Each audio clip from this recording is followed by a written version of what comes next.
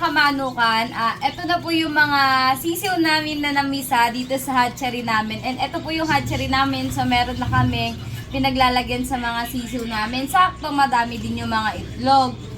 Kung doon namin sa incubator, hindi talaga kakasya silang lahat. Kaya ito na.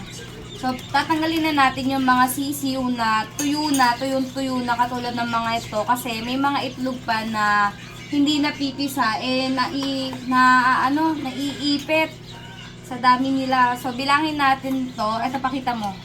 Silang lahat. Kita ba? Ayan, madami-dami to mga kamanukan.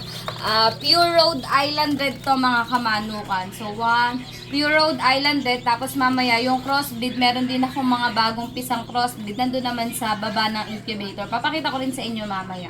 So, ito, 1, 2, 3, 4, 5, 6, 7, 8, 9, 10, 11, 12. Yung mga may hinahin pa natin sila tatanggalin. 12, 13, 14, 15, 16, 17, 18, ito ba ba? 19, 20, 20 na mga kamalukan.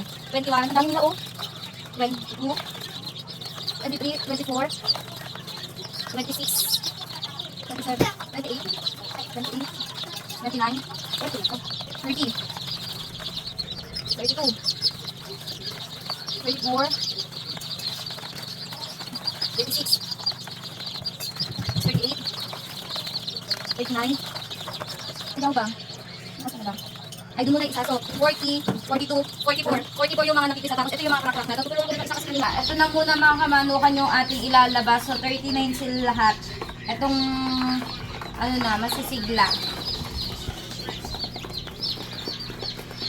Ayan po, sa mga gustong bumili, nagbebenta po kami ng day old.